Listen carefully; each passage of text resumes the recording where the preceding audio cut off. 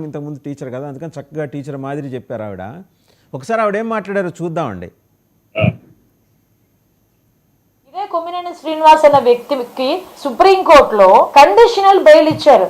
అరే కొమ్మినేని శ్రీనివాస్ నిర్దోషి అని ఎక్కడ సుప్రీంకోర్టులోని జడ్జిమెంట్ ఇవ్వాల, కండిషనల్ బెయిల్ ఇచ్చారు. ఏమని కండిషన్స్ పెట్టారు ఒకసారి బెయిల్ పిటిషన్ కనుక చదువుకుంటే, కనీసం మీకు చదువు వచ్చి చదువుకున్నా లేకపోతే చదువు వచ్చిన వాళ్ళు చదివించుకున్నా అందులో ఒక పదం ఉంది, మీరు ఎటువంటి టీవీ డిబేట్స్ చేయకూడదు, ఇలాంటి పదాలు కూడా ఉపయోగించకూడదు, ఎటువంటి టీవీ డిబేట్స్ కి హోస్ట్ కూడా చేయకూడదు అని చెప్పి కండిషనల్ బెయిల్ లో ఉంది. అంటే అక్కడే సుప్రీంకోర్టు కూడా నిర్ధారించింది మీరు మాట్లాడారు, మీరు మాట్లాడిన తప్పు అని చెప్పి. దాన్ని సమర్థించుకుంటూ జగన్మోహన్ రెడ్డి నేను ఇంత పొడవును ట్వీట్ పెట్టాడు. నాకైతే ఒక రకంగా చెప్పాలంటే కాల్చాను అనిపించింది. అరే ఇంతమంది మహిళలు రోడ్డు మీదకి వచ్చి నువ్వు మాట్లాడిన మాటలు తప్పు, నువ్వు క్షమాపణ చెప్పు అని మాట్లాడుతా ఉంటే, సాక్షి పేపర్ మీద సాక్షి ఛానల్ మీద కూడా దుమ్మెత్తి పోస్తా ఉంటే, కనీసం వాటి గురించి మాట్లాడడం మానేసి ఒక దుర్మార్గుడు 70 సంవత్సరాల కిందకు వచ్చినా కూడా మహిళను ఎలా గౌరవించాలో కూడా తెలియని ఒక నీచుడుకి సుప్రీంకోర్టు ఒక కండిషనల్ బెయిల్ ఇస్తే దాన్ని సమర్థించి చంద్రబాబు నాయుడు గారికి ఇదేదో ఒక రకమైన ఓటమి అని చెప్పి మాట్లాడి ఒక ట్వీట్ పెట్టాడంటే జగన్మోహన్ రెడ్డికి మహిళల పట్ల ఉన్న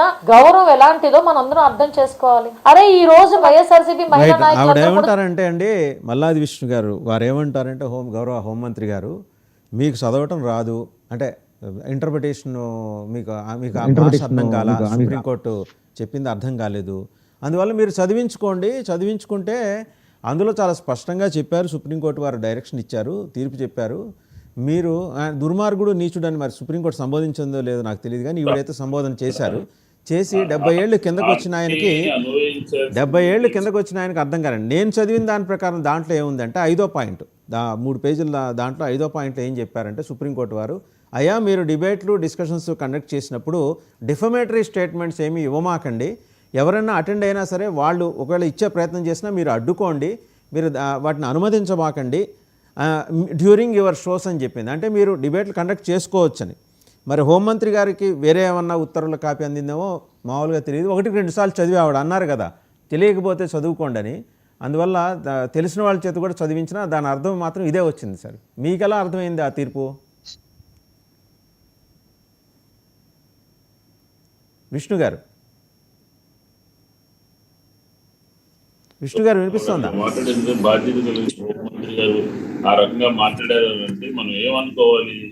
ఆవిడ సొంతంగా అనునయిస్తూ ఎట్లాగా సుప్రీంకోర్టు ఇచ్చినటువంటి జడ్జిమెంట్ ఏం మాట్లాడారు, సుప్రీంకోర్టు దానికి ఇచ్చినటువంటి గైడ్ లైన్స్ ఏంటి, కండిషన్స్ ఏంటి అనేది మనకి అందరికీ కూడా తెలిసినటువంటి విషయమే. కానీ ఆవిడ ఏదో కొత్త భాష చెబితే ఎట్లా? నేను అందుకనే మా వైఎస్ఆర్ కాంగ్రెస్ పార్టీ అధికార ప్రతినిధులు చెప్పారు ఆవిడ జడ్జిమెంట్ ఏంటి, ఆవిడ ఏ రకంగా మాట్లాడితే ఏ రకంగా వాస్తవం ఏంటని చెప్పి.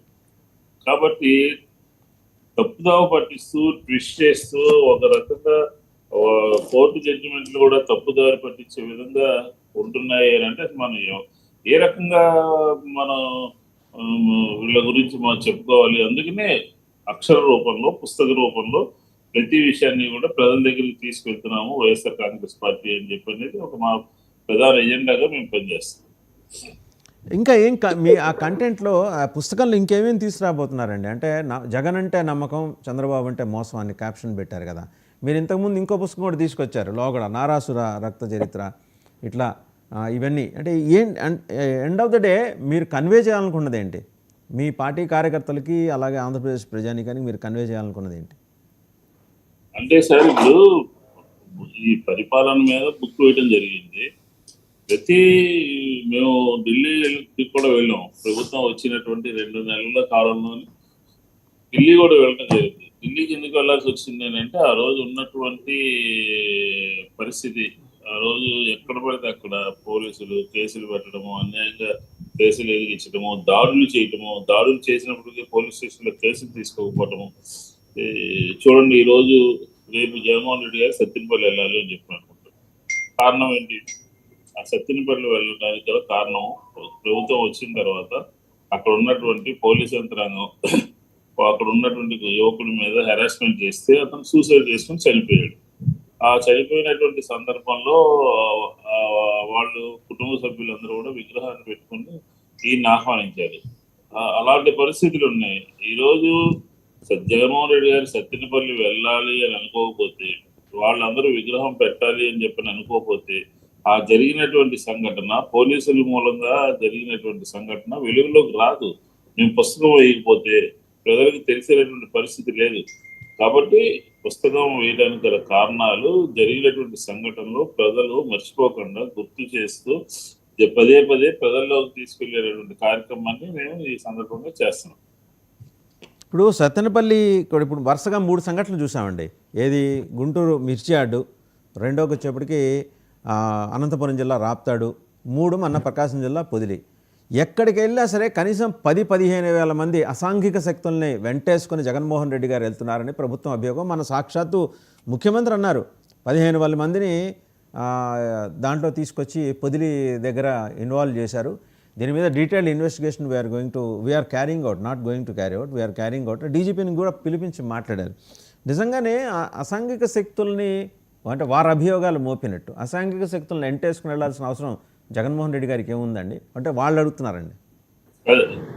టీడీపీ ఎప్పుడు ఏం చేస్తున్నారంటే జగన్మోహన్ రెడ్డి గారి వ్యక్తిత్వం మీద కానీ జగన్మోహన్ రెడ్డి గారి యాటిట్యూడ్ మీద కానీ ఒక నెగిటివ్ సంకేతాన్ని ప్రజల్లోకి పంపేటటువంటి కార్యక్రమం తీసుకుంటారు. అది ఏ రకంగా అంటే ఉదాహరణకి తునిలో ముద్రగడ పద్మనాభం గారు మీద కేసులు పెట్టినప్పుడు ఆ రైలు అక్కడ ఉన్నటువంటి యువతంతా కూడా రైలు దహనం చేసినప్పుడు ఏం చెప్పారు, ఆ రోజు మేము అధికారంలో లేము, పులివెందుల నుంచి వచ్చినట్టుగా సమాచారం అందుతుంది, పులివెందుల సంస్కృతిని ఇక్కడ కూడా తీసుకొస్తారా అది ఇది అని చెప్పి ఒక బుర్రజల్లే కార్యక్రమం తీసుకున్నారు. ఈ రోజు జగన్మోహన్ రెడ్డి గారు 3 అంశాలు ఇప్పుడు మీరు ప్రస్తావించినట్టుగా గుంటూరు మిర్చి యార్డుకి వెళ్ళిన సందర్భంలో అదేంటి, మిర్చి రైతులకి గిట్టుబాటు ధర లేదు, మా ప్రభుత్వంలో ఉన్నటువంటి గిట్టుబాటు ధర ఈ ప్రభుత్వంలో లేదు అనే ఉద్దేశంతో ప్రభుత్వం మీద ఒత్తిడి తీసుకురావడానికి, ప్రభుత్వం మీద ఫోకస్ పెట్టడానికి, ప్రభుత్వము ఆ రైతుల మీద ఫోకస్ పెట్టడానికి మేము కార్యక్రమం తీసుకున్నాము. అది ప్రజోపయోగమైనది, రైతులకి సంబంధించినటువంటి కార్యక్రమం అవునా కాదా మీరే చెప్పండి. రెండోది పొగాకు రైతులకు సంబంధించినటువంటి సందర్భంలో మేము అక్కడికి వెళితే అక్కడ ఏం జరిగింది, మేము వెళ్తేనేమో ఆటోమేటిక్గా జగన్మోహన్ రెడ్డి గారు వెళ్తే ఆ జిల్లాలో ఉన్నవాళ్ళు చుట్టుపక్కల జిల్లాలో ఉన్నవాళ్ళు ఆయన మీద ఉన్నటువంటి అభిమానంతో 40-50 వేల మంది అందరూ కూడా వచ్చారు, రైతులందరూ వచ్చారు, మాకు గిట్టుబాటు ధర లేదు అని చెప్పి రోడ్డు ఎక్కారు. దానికి ఒక 40 మందికి ఒక 20 మందిని